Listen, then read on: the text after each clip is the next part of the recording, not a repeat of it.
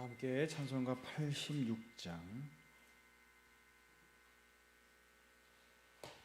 내가 늘 의지하는 예수 86장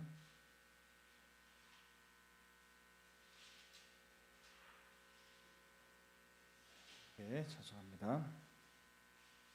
내가 늘 의지하는 예수 나의 상처 입은 심령을 불쌍하게 여기사 위로하여 주시니 미쁘신 나의 좋은 친구 내가 의지하는 예수 나의 사모하는 친구 나의 기도 들으사 응답하여 주시니 미쁘신 나의 좋은 친구 주의 손 의지하고 살 때 나를 해할 자가 없도다.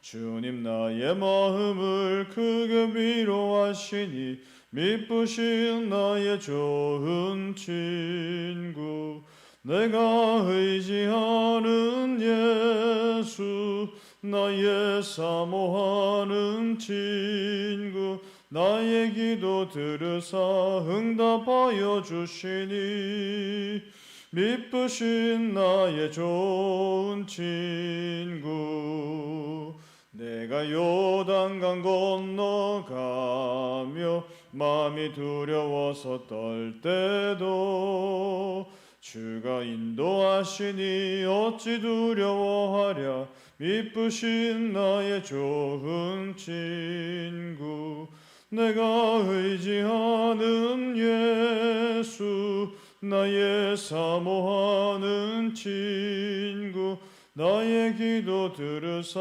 응답하여 주시니 미쁘신 나의 좋은 친구 이후 천국에 올라가서 모든 성도들과 다 함께 우리들을 구하신 주를 찬양하리라 미쁘신 나의 좋은 친구 내가 의지하는 예수 나의 사모하는 친구 나의 기도 들으사 응답하여 주시니 미쁘신 나의 좋은 친구.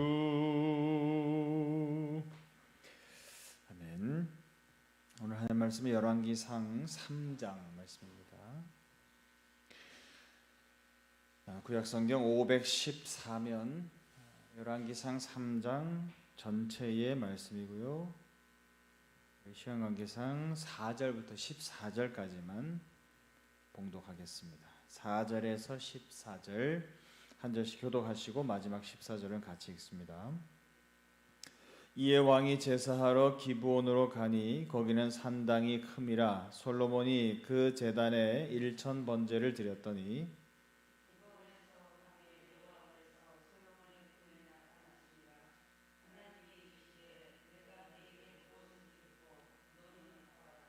솔로몬이 이르되 주의 종 내 아버지 다윗이 성실과 공의와 정직한 마음으로 주와 함께 주 앞에서 행함으로 주께서 그에게 큰 은혜를 베푸셨고 주께서 또 그를 위하여 이 큰 은혜를 항상 주사 오늘과 같이 그의 자리에 앉을 아들을 그에게 주셨나이다.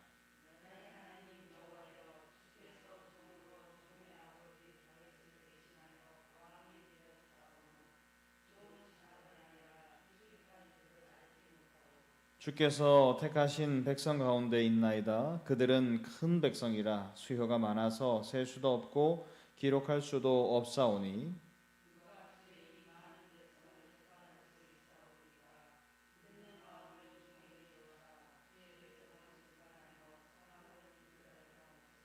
솔로몬이 이것을 고하매 그 말씀이 주의 마음에 든지라.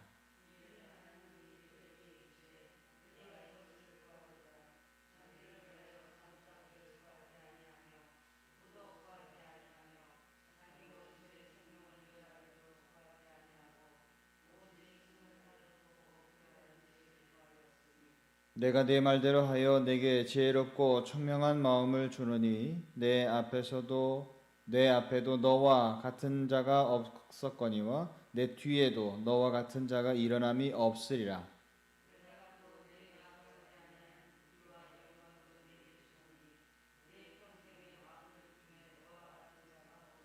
다 같이요. 내가 만일 내 아버지 다윗이 행함같이 내 길로 행하며 내 법도와 명령을 지키면 내가 또 내 날을 길게 하리라. 아멘.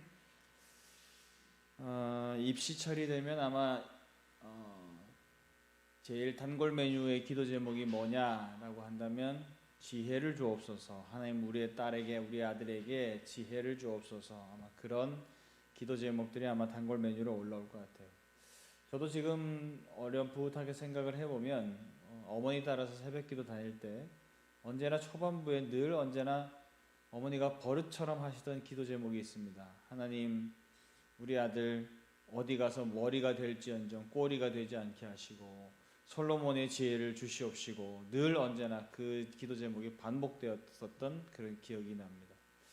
남한테 어디 가서도 머리가 되고 리더가 됐으면 좋겠다라고 하는 기도 제목이었을 거고 솔로몬 같은 지혜를 좀 주세요 라고 하는 것을 아마 하나님께 구하지 않았을까.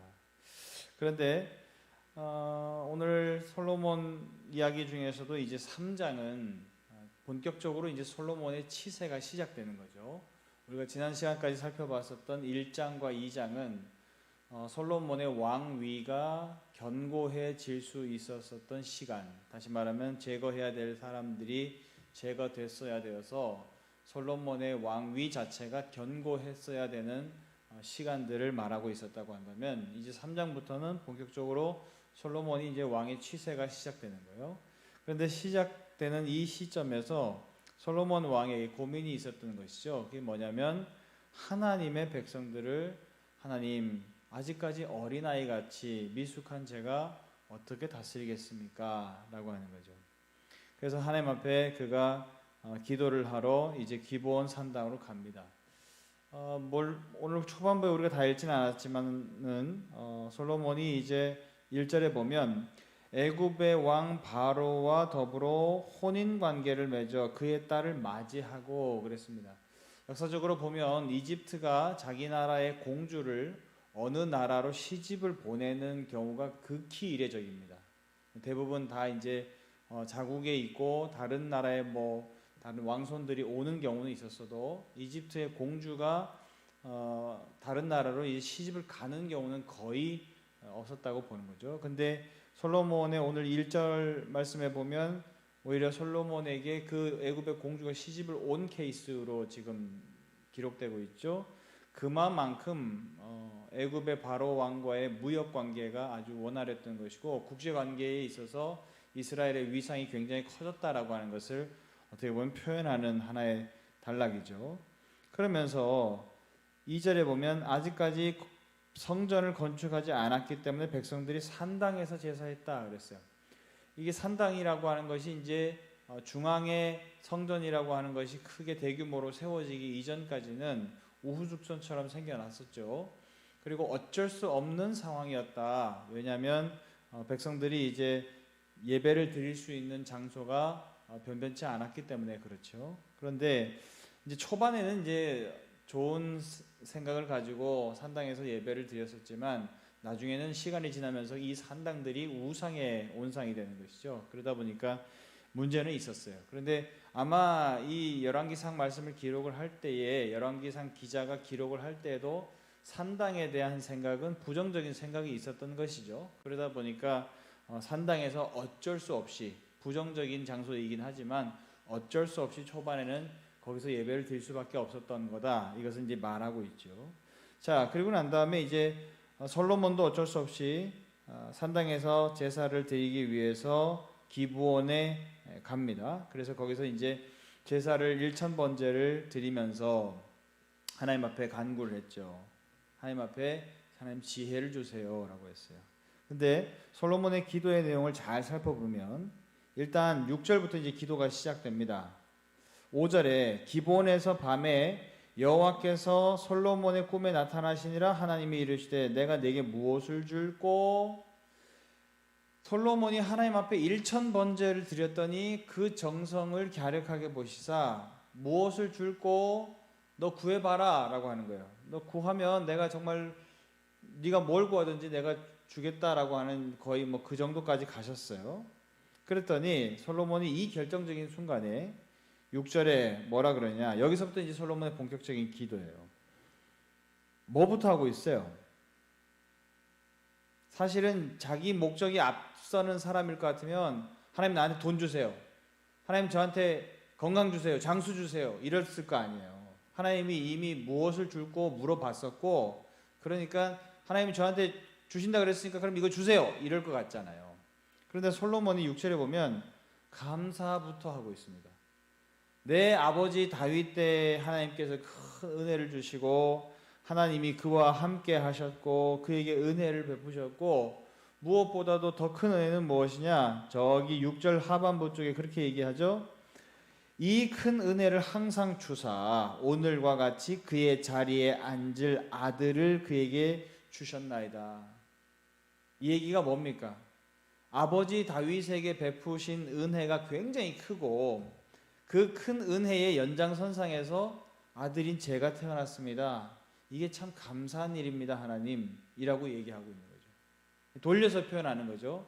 하나님, 내가 이 땅에 태어난 것 자체도 감사하긴 한데 내가 그 태어난 것 자체를 이렇게 감사하는 마음에서 내 지난 생애를 이렇게 되돌아보니까 우리 아버지의 생애를 되돌아볼 수밖에 없는 것이고, 우리 아버지의 생애 때부터 쭉 보니까 아버지에게 하나님이 엄청난 은혜를 쏟아 부으셨네요. 그리고 난 다음에 하나님이 우리 아버지에게 나 같은 아들을 허락하셔서 왕이 있게 하셨다. 다시 말하면 왕조를 약속하셨다라고 하는 것은 그 은혜의 수혜자가 된 나 솔로몬은 정말 감개무량합니다, 하나님이라고 얘기하는 거죠. 아, 참 정말 말을 해도 이쁘게 말하죠, 그죠? 하나님이 뭐 줄꼬? 라고 얘기했으면 저 이거 주세요 라고 얘기할 것 같은데 솔로몬이 감사부터 하고 있어요. 그러니까 솔로몬의 기도가 참 대단하죠. 그러면서 7절 8절에서 이제야 자기가 정말로 목적하고 있는 것을 말을 합니다. 7절 나의 하나님 여호와여, 주께서 종으로 종의 아버지 다윗을 대신하여 왕이 되게 하셨사오나 종은 작은 아이라 출입할 줄을 알지 못하고. 그랬어요. 자기가 미숙합니다, 하나님. 내가 미숙한 상태입니다. 아직까지 완벽하지 못합니다. 뭔가 충분하지 못합니다 라고 하면서 겸손하게 나아가죠. 그러면서 8절이 거의 뭐 하나님께 어쩔 수 없이 들어줄 수밖에 없게 만드는 결정타입니다. 8절 주께서 택하신 백성 가운데 있나이다. 그들은 큰 백성이라 수요가 많아서 셀 수도 없고 기록할 수도 없사오니. 그랬어요. 누구 백성? 주님의 백성. 여러분, 이거 이상한 말이죠. 무엇이 이상한 말이냐? 내가 왕이에요. 드디어 내가 왕이 됐어요. 그리고 모든 정적들, 왕들이 등극했을 때 초반에 제일 위험할 때가 언제냐면 정적들의 방해 세력입니다. 그렇죠? 그런데 그 방해 세력에게 정신 못 차리고 삐끗 잘못하다 보면 왕위 자체가 날아가 버리는 거예요. 또 다른 왕자들을 앞세워서 호시탐탐 노리는 간신들이 있습니다. 그렇죠? 자기 구미에 맞는 왕 세우려고 하는 거예요. 그런데 그 모든 정적들을 다 제거했습니다. 다시 말하면 내부적인 단속을 다 끝냈어요. 그 다음에 외부적인 외교 관계에서도 성공했다라고 하는 것이 무엇에 드러나요? 애굽의 바로의 공주가 우리나라에 시집을 왔다라고 하면 이거는 뭐 나 대단한 왕이야 라고 할 수 있다라고 하는 것이에요.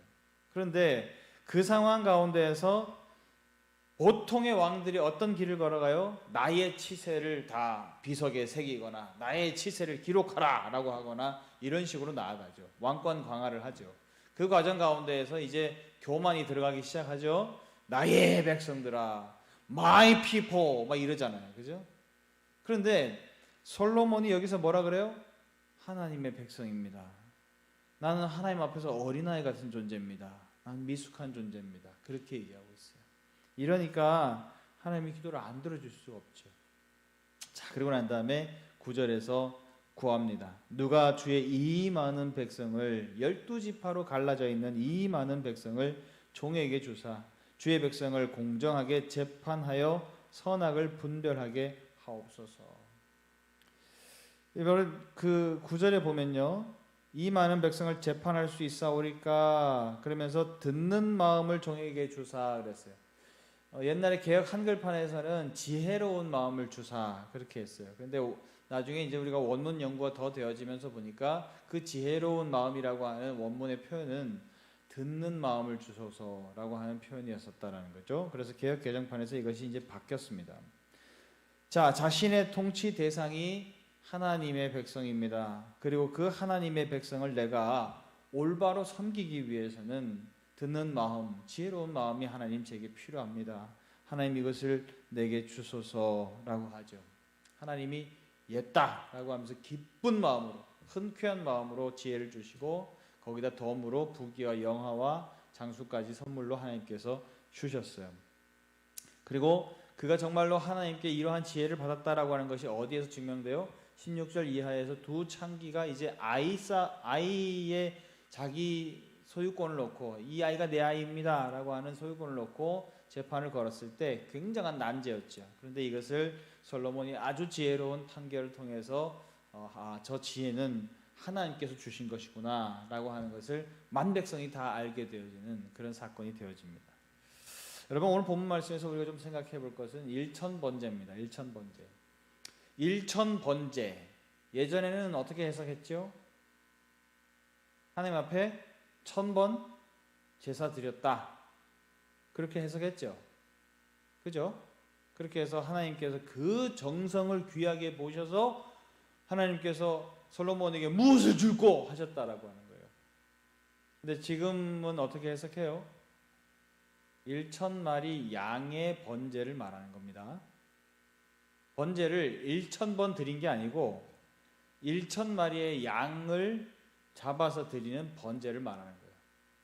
부가적인 행사였고 규모가 컸다라고 하는 것을 표현하는 겁니다. 그런데 우리가 사실은 원문 연구가 조금 그때 당시에 미숙하다 보니까 1000번 제사를 드린 것으로 그렇게 오해를 했죠. 그러다 보니까 뒤에 얘기도 말이 되잖아요. 1000번이나 하나님 앞에 제사를 드렸으니까 하나님이 그 정성에 탐복하지 않을 수가 없지. 그러니까 하나님께서 무엇을 줄고 했을 거 아니야 라고 하면서 자연스럽게 해석이 이어졌는데, 사실은 뭡니까?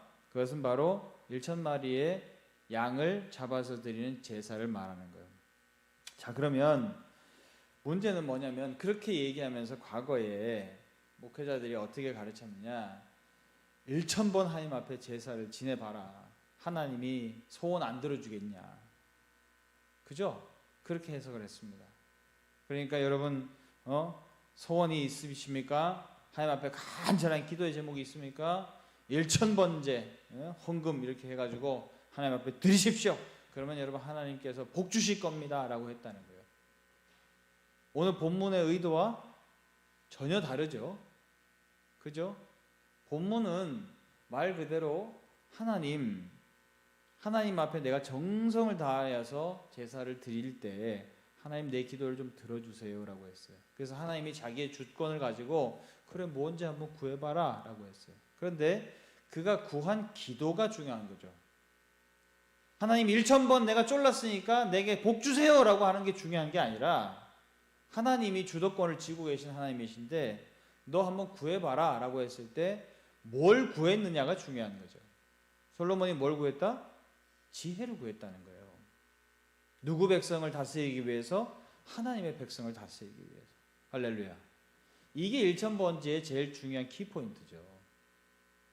1000번제가 잘못 해석되어졌고 비나이다 마치 소원 성취해야 되는 것처럼 해석되어졌고, 그러니까 1000번제 틀렸으니까 이제 여러분이 1000번제 하지 마세요 라고 제가 말씀드릴까요? 아니죠. 1000번제 자체는 잘못된 게 하나도 없어요. 우리가 그것을 오해했을 뿐이지. 진짜 1000번제의 의미는 뭡니까? 지혜를 구하는 겁니다. 하나님의 자녀들, 자기의 자녀들을 놓고 기도할 때 그렇게 기도하는 거죠. 1000번제 헌금을 드리면서 하나님 앞에 그렇게 기도하는 겁니다. 하나님, 내가 원하는 대로 내 자식들이 좋은 직장 가지고 결혼 잘하고 집 떵떵거리면서 사고 그런 인생들 되게 하시고 오래 살게 해주세요. 뭐 이런 소원 성취를 놓고 일천 번제를 드리는 게 아니라 하나님, 내 자식이 다윗 왕처럼 솔로몬처럼 하나님께 꽉 붙들려 있을 수 있는 자식들 되게 해주세요. 돈 안 주셔도 좋아요. 장수 안 주셔도 좋습니다. 그게 우선하지 않습니다. 하나님, 내 자녀에게 제일 중요한 게 뭐냐? 내가 죽고 나서도 하나님께 붙들린 인생이 되는 것이 제일 중요합니다. 하나님, 내 자식에게 아버지 그 은혜를 주옵소서. 우리 그거 하려고 일천번제 하는 거예요. 할렐루야. 저도 일천번제 헌금합니다. 다른 기도 제목 몰라요. 우리 집 사람은 다른 기도 제목 하는지 모르겠지만 저는 다른 기도 제목 없어요. 하나님, 나 죽고 나서도 우리 아들 셋 있는데 이 녀석들 하나님께 좀 붙들려 있는 인생들 되게 해주세요. 내가 키워보니까 자식 농사처럼 내 마음대로 되는 거 없어요. 내 마음대로 안 되는 게 없어. 그죠? 자식이 참 내 생각 같으면 이렇게 키우면 이렇게 키워지었으면 좋겠고 저렇게 인도했으면 저렇게 됐으면 참 좋겠는데 참 자식 키워보면 제 마음대로 안 되죠. 그죠? 저보다 먼저 자식 키운 선배들이시니까 오죽하시겠어요. 내 마음대로 참 안 돼요. 내 뜻대로. 제가 드는 생각은 뭐냐면 내가 아무리 노력하고 내 뜻대로 키워보려고 애쓰지만 내 마음대로 잘 안 되는구나. 결국에는 하나님께서 붙들어 주셔야 되는구나.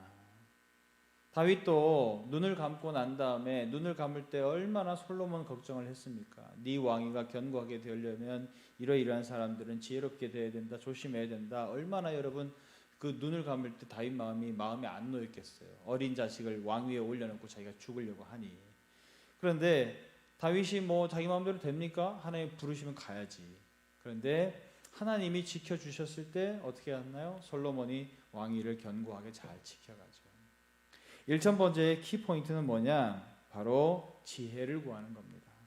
하나님, 우리의 자녀들이 지혜가 있게 하셔서 하나님께 붙들린 인생 되게 하시고 하나님 의지하게 도와주시고 하나님만 늘 바라보면서 살 수 있는 인생들 되게 해주옵소서. 그것이 바로 일천번제의 진짜 기도 제목이다라고 하는 거예요. 잠언 9장 10절에 그러죠. 여호와를 경외하는 것이 지혜의 근본이다 그랬어요. 하나님께 지혜를 구한다라고 하는 것은 뭡니까? 하나님을 경외하는 마음을 구하는 거예요. 솔로몬의 오늘 이 태도를 보세요. 하나님 앞에 굉장히 하나님을 경외하는 마음을 다 온몸을 다해서 표현하고 있죠. 얼마든지 무엇을 줄 거라고 물었을 때 자기 기도 제목부터 말할 수 있을 것 같은데 솔로몬은 오직 지금 누구만 바라보고 있어요? 하나님의 입장만 바라보고 있습니다. 어떻게 하면 저분 입장에서 내가 기도를 할까? 그래서 제일 먼저 감사부터 하는데 감사도 자기 대의 감사부터 하는 것이 아니라 자기가 있어지게 되어진 근본에 대해 다윗 왕 때부터 쭉 훑어 내려오면서 그것이 다 감사한 조건입니다. 하나님 앞에 먼저 얘기하죠. 그리고 자기가 원하는 기도의 제목도 아주 조심스럽게 하나님의 백성을 내가 다스려야 되는 중책을 맡았는데 내가 아직 미숙하니 지혜를 주소서라고 간구하고 있다라고 하는 거예요. 무엇이 느껴져요? 하나님을 향한 경외심이 엄청나게 느껴지는 것이죠. 지혜의 근본이 뭐라고요?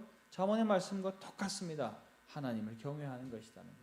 우리가 일천번제 헌금을 드리면서 하나님 앞에 자녀들을 놓고 기도하는 제목 무엇이 되어야 된다? 바로 하나님, 우리의 자녀들이 지혜롭게 하셔서 하나님을 경외하는 마음 주시고 하나님 경외하는 인생 되게 해주시고 그래서 하나님이 붙들어주는 인생 되게 해주시옵소서. 이것이 일천번제의 진짜 기도 제목이 되어져야 된다는 것이죠. 우리 대림제일교회 모든 성도님들은 소원성취, 기복주의적인 그런 제목 가지고 하나님 앞에 일천번제를 드리면서 기도하는 것이 아니라 하나님, 우리의 자녀들 하나님 경외하게 하옵소서. 나 죽고 나서도 하나님 경외하는 자녀 되게 하소서. 그래서 정말로 믿음의 가정, 믿음의 가문 이룰 수 있는 우리 집 되게 하여 주옵소서. 이러한 기도의 제목을 가지고 우리가 함께 신앙생활 할 수 있는 저와 여러분들 될 수 있기를 주님의 이름으로 축원합니다. 기도하겠습니다. 하나님 아버지, 지금까지 우리가 일천번제를 드리며 하나님 앞에 간구했어야 될 기도의 제목, 그것은 바로 우리의 자녀들을 하나님께서 붙들어 주시라고 하는 기도의 제목입니다. 아버지 하나님, 우리들은 인생을 영원히 살 수 없고 장수할 수 없습니다. 또 우리의 자녀들을 일거수일투족을 따라다니면서 지켜낼 수도 없고 그들을 인도할 수도 없습니다. 내 마음과 내 생각대로 잘 되지 않는 것이 자식 농사임을 주님 고백합니다. 그러나 하나님께서 저들의 선하신 목자가 되어주시고 인도자가 되어주셔서 저들의 갈 길을 인도해 주옵시고 내 앞에 분명한 섭리자, 인도자가 계시다라고 하는 것을 우리의 자녀들이 깨닫는 마음 허락하여 주셔서 하나님을 발견하게 하시고 하나님을 향한 경외심을 갖게 하여 주옵소서. 그래서 아버지 하나님 그 지혜를 가지고 세상을 향해 나아가 살아갈 때에 세상이 감당할 수 없는 믿음의 사람들로 탈바꿈 되어질 수 있도록 하나님 인도하여 주옵소서. 아버지 하나님 이 간절한 기도의 제목을 놓고 집중하며 저희들 하나님 앞에 헌물을 드리며 기도할 수 있는 우리 모든 대림제일교회 성도님들 되어질 수 있도록 하나님 함께하여 주옵소서. 감사드리며 예수님의 이름으로 기도하옵나이다. 아멘. 할렐루야. 오늘도 우리 기도 제목 가지고 간절히 기도하시다가 자유롭게 돌아가시겠습니다.